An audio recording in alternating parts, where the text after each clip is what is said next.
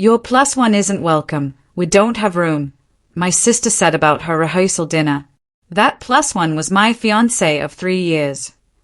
You ever had that moment when your own family, the people who are supposed to love you unconditionally, treat you like absolute doubt? My sister looked me dead in the eye and told my fiancé of 3 years she wasn't welcome at her rehearsal dinner. My response? I simply smiled, updated the Bali honeymoon resort I'd booked for them, and made sure when they landed, there was no reservation. Because my fiancé and I were already there. My name is Dylan. I'm 37. And most people in my family think I just cut hair for a living, probably making about $40,000 a year. What they don't know. My 3 barbershops across the city, Fade Authority, Executive Cuts, and Crown & Comb, they gross $1.2 million annually. I personally cleared $340,000 last year after expenses and taxes. My first shop? Bought it 5 years ago for $87,000 cash. My house, a 3-bedroom Craftsman? Bought it 3 years ago for $285,000. Also cash. No mortgage. My family has no idea because I never told them. I don't post about money on social media. I wear jeans and t-shirts. I drive a 7-year-old F-150. I live quietly. My sister, Jessica, thinks I'm barely scraping by. She's a corporate attorney pulling in $190,000 a year, and she makes sure everyone knows it. My brother, Brian, is a pharmaceutical sales rep, maybe making $85,000. Our parents are comfortable, but not wealthy. I'm the middle child. Jessica is the achiever, who did everything right. Brian is the charmer, who could do no wrong. I was just there. The one who didn't go to college, the one who could have done more. I started cutting hair at 16 because I needed money. Dad's hours got cut, Mom's salary barely covered groceries. Jessica needed college application fees, $900 total. Brian needed new soccer equipment. And I needed to eat lunch at school. So, I bought clippers from a pawn shop for $35 and watched YouTube videos until 2 a.m. Started cutting hair in our garage. Charged $8 per cut. Made $60 my first weekend. By 18, I was fully booked every weekend and making more than my mother's part-time salary. I didn't go to college. I went to barber school instead, 9 months, for $1,500. Worked full-time at a grocery store while attending. Got hired at a downtown shop making $32,000 a year plus tips. At family dinners, Jessica talked about pre-law classes. Brian talked about soccer games. I listened. Nobody asked how barber school was going. Nobody asked if I liked my job. I was 23 when I realized I was making the shop owner rich. I was pulling in about $180,000 annually for his business while taking home $48,000. So, I started saving 50% of every paycheck. Lived with 2 roommates, $450 a month for my share. Drove a $2,800 Honda Civic. Ate rice and beans 4 nights a week. Wore the same 5 t-shirts in rotation. At 28, I had $73,000 saved. Found SS Cuts on Market Street, dying slowly because S was 71 and couldn't keep up. I offered him $87,000 cash for everything. He accepted same day. I rebranded it to Fade Authority, spent $12,000 renovating, installed a booking system, created an Instagram account.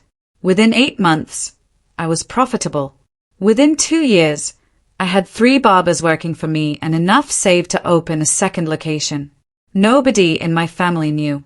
When I opened my second location, Jessica heard about it from a friend.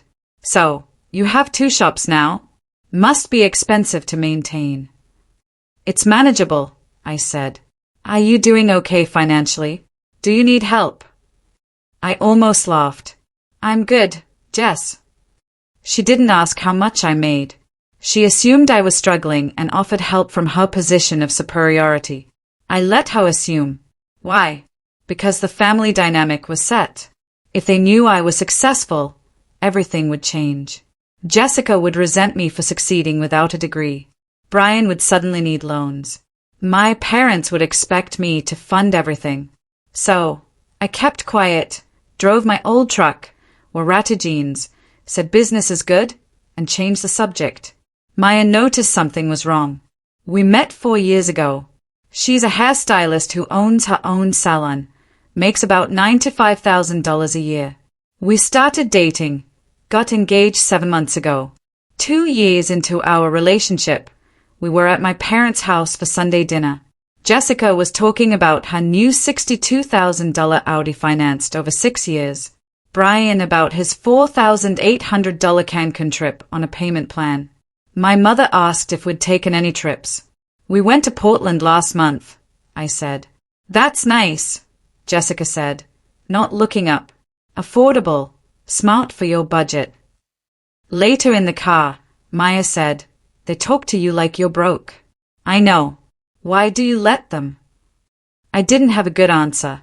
The truth was, their assumptions bothered me less than the alternative. If they knew I was successful, the dynamic would explode. I like my peace, I told Maya. The pattern continued. At Brian's 30th birthday, my parents threw him a party. $3,800 total. My father pulled me aside. Dylan, could you pitch in? Maybe $800. What about Jessica? She'll pay us back later. She wouldn't, but I paid $1,200. My third. Jessica never paid them back. Brian didn't thank me. He thanked our parents. Maya drove home in silence. They treat you like the default pair. It was Brian's birthday. Your birthday was 3 months ago. Did anyone throw you a party? They took me to Olive Garden. $76 total. Split 3 ways. I paid for my own meal. Jessica got engaged to Marcus 6 months ago. He's a financial analyst making $145,000. Drives a leased BMW. Nice guy, very concerned with appearances. The engagement party was at Stellino's, where upscale Italian entries start at $48. 28 people. When the bill came, $4,200. Jessica looked at me expectantly. Dylan, you're doing well with multiple locations, right? Could you cover this? We'll pay you back. I covered it. They didn't pay me back. Then came the honeymoon conversation. At brunch, Jessica was scrolling through resort pictures. We're thinking Bali, Somerville is a new bud, but it's so expensive. $6,800 for the week. She sighed. Maybe we'll do something smaller, less Instagram-worthy, but more realistic. Maya's expression said, don't do it. I did it anyway. I'll book it for you. Wedding gift. Jessica's eyes lit up. Really? That's so generous. I booked it that afternoon. $6,785 after taxes. That was a bad call, Maya said that night. She's my sister. She treats you like her backup plan. The rehearsal dinner conversation happened 5 weeks before the wedding. We were at Jessica's apartment. Her and Marcus, me and Maya, Brian and his new girlfriend, Stephanie. Stephanie, who Brian had matched with on Hinge 8 days prior. Jessica was going over the schedule. Rehearsal dinner is Friday at 6 p.m. Riverside Grill, 47 guests. Am I on the list for a +1? I asked. Actually, we're really tight on space. Just family and wedding party. Keeping it intimate. Maya's my fiancé. I know, but we're trying to keep it close. I looked at Stephanie, sitting close to Brian, her hand on his thigh. What about Stephanie? She's invited. She's dating Brian for 8 days. That's different. I waited. She didn't explain. How is that different? Her voice took on an edge.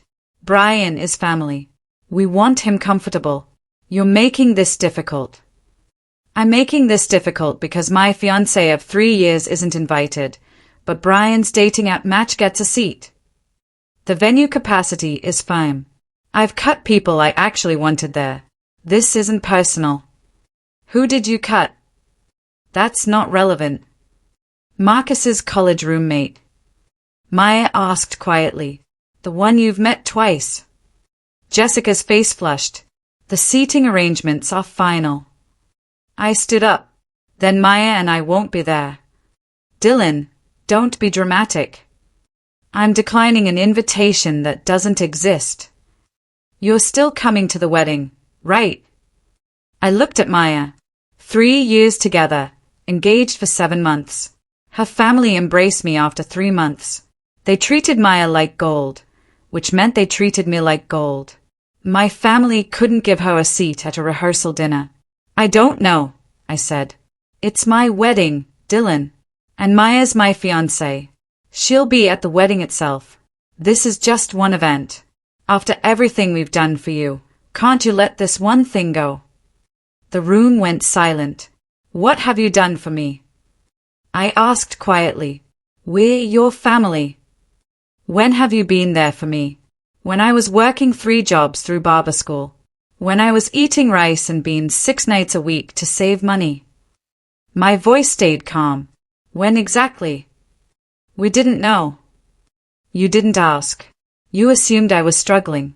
And didn't take me seriously because I didn't go to college. You need me to be less than you so you can feel successful.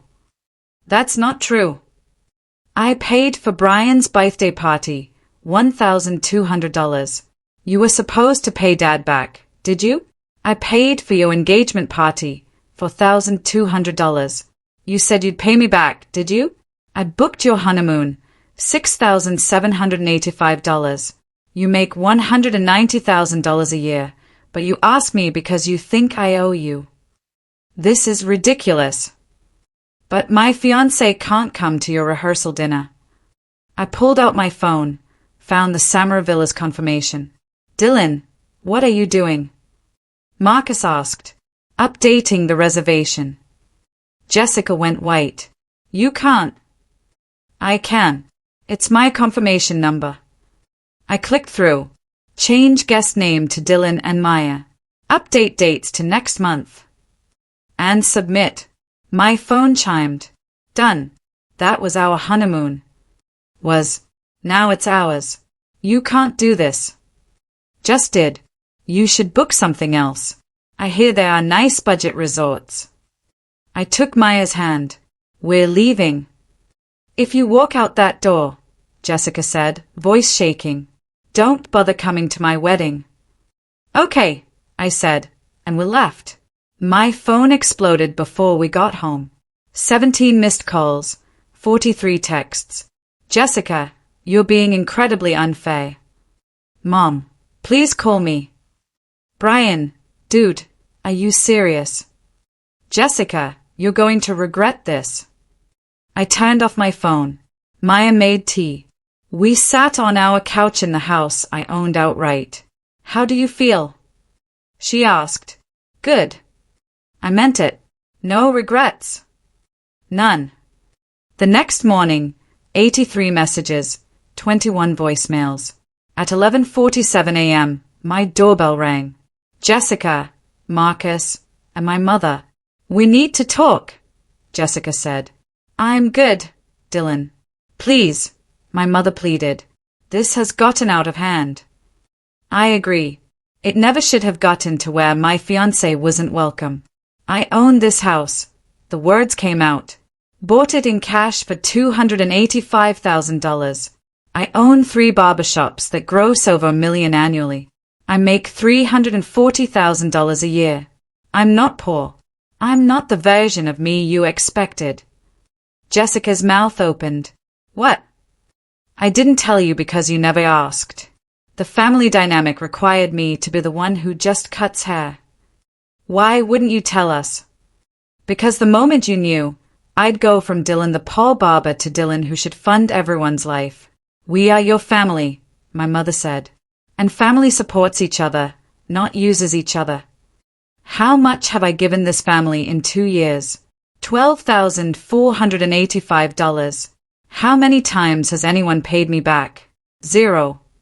That's not fair. What's not fair is my fiancé not being welcome while Brian's girlfriend of 8 days gets a seat. I'll add Maya to the list, Jessica said. No, we're not coming. We're going to Bali instead. We were wrong, Jessica said quietly. Can we fix this? Not today. My mother touched the door. What about the wedding? I'm not coming. For my entire life, I bent backwards for this family. I paid for things I couldn't afford. I kept quiet when Jessica talked down to me, when Brian used me. I'm done. Maya is my family now. If she's not welcome, neither am I. I closed the door. The wedding happened without me. Trevor, my cousin who always treated me like a person, texted updates throughout the day. Trevor, ceremony just started. Jessica keeps looking at the empty seat in the groomsmen's section. Trevor, Brian's speech was painfully awkward. Mentioned family being there for each other even during disagreements while staring at your empty chair. Trevor, people keep asking where you are. Jessica's telling people you're dealing with personal issues. Trevor, reception is super tense. Half the family is on your side, to be honest. Aunt Linda said, good for him, when I told her why you're not here.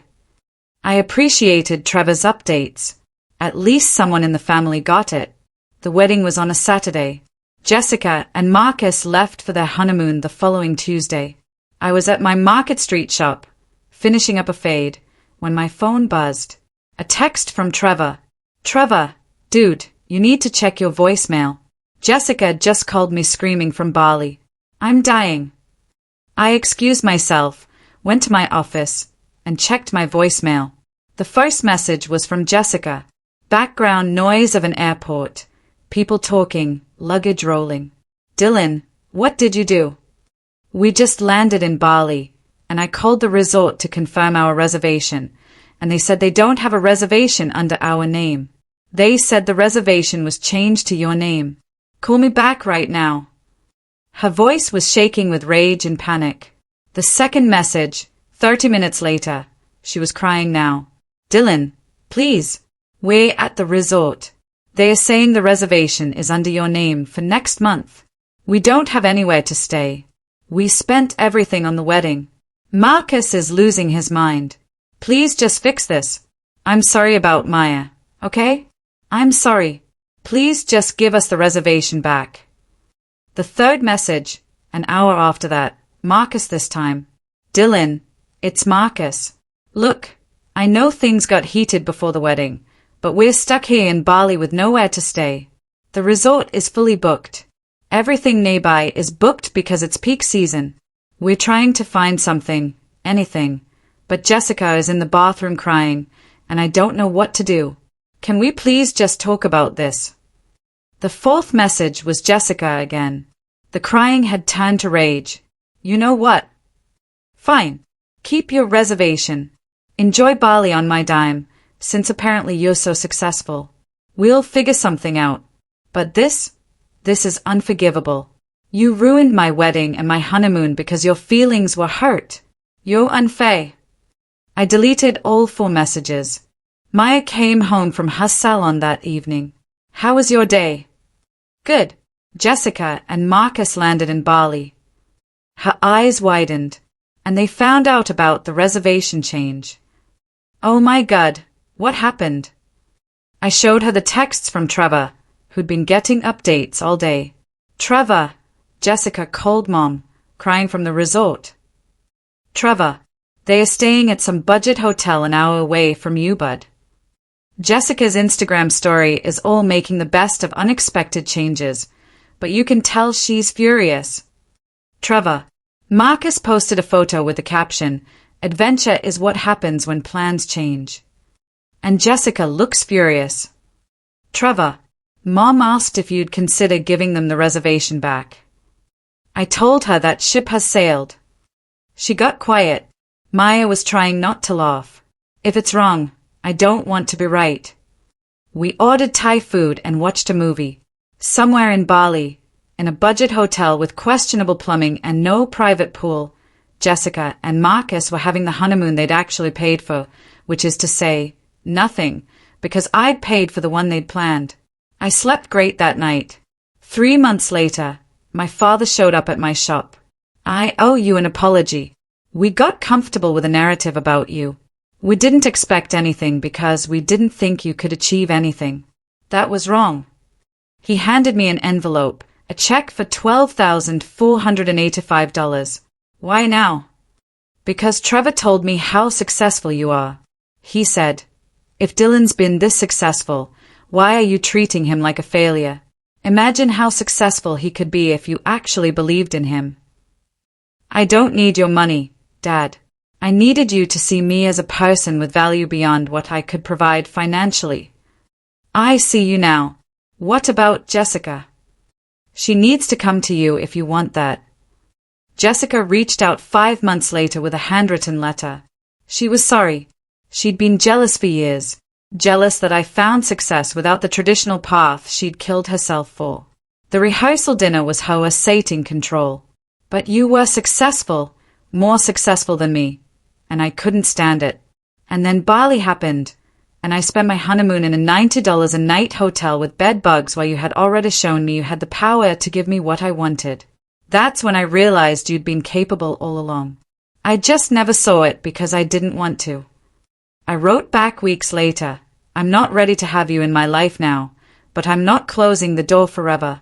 Show me through actions, not words. She wrote back, fair. Maya and I went to Bali the next month. 5 nights at Samara Villas. Private pool, rice terraces, complete peace. No family drama, just us. Trevor texted on our last morning. Jessica posted a throwback to her honeymoon. People asked why a different resort. She deleted it after 20 minutes. Maya raised her mimosa to boundaries. We got married in September. Small vineyard ceremony. My parents came. Jessica and Brian didn't. I was okay with that. It's been 2 years. My relationship with my parents is better. Jessica and I are rebuilding. She's in therapy. Humbler. Brian and I don't talk. My shops are thriving. I opened a 4th location, and Maya's pregnant. We're having a daughter. My grandmother used to say, blood makes you related. Loyalty makes you family. I'm done bleeding for people who won't be loyal. I chose myself. I chose Maya. Best decision I ever made. This story, man, it's about invisible labor and conditional love, wrapped up in family dysfunction. For years, I was the quiet helper, the one who covered shortfalls, but that support was never reciprocated because my family had built this narrative where I didn't desire reciprocation. Jessica's jealousy wasn't really about money. It was about me achieving success without following the proper path she'd killed herself for. The rehearsal dinner, that was her asserting control. You can fund my lifestyle, but your fiancé still isn't good enough for my table. And when they arrived in Bali to no reservation, Jessica's first response wasn't to take responsibility. It was to demand I fix it. She still viewed me as someone who existed to solve her problems. It wasn't until she spent her honeymoon in a budget hotel that the reality hit. I'd always had power. She just trained herself not to see it. The real lesson here? You teach people how to treat you.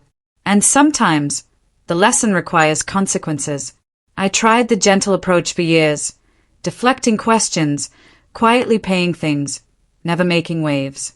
I thought I was keeping peace. What I was actually doing was training my family that disrespect came without cost. The Bali cancellation wasn't revenge. It was a boundary, enforced with consequences. After years of one-sided generosity being exploited, I drew a line. You don't get to disrespect my fiancé and still benefit from my generosity. And when they violated that boundary, they faced the natural consequence. Sometimes, the most loving thing you can do for toxic family members is remove yourself from their exploitation. It forces them to either grow or lose you. Jessica grew. Brian didn't. And that tells you everything. My question for you, at what point does family loyalty become self-betrayal? We're taught that family is everything, that you always forgive, that blood is thicker than water. But what happens when that loyalty only flows one direction? Was it petty to cancel a gift when someone disrespects your partner? Or is it the only way to teach people that actions have consequences? Have you ever had to choose between family peace and self-respect? What did you choose? And how did you know when it was time to stop being the one who always absorbs it? Drop your thoughts below. I really want to hear from you.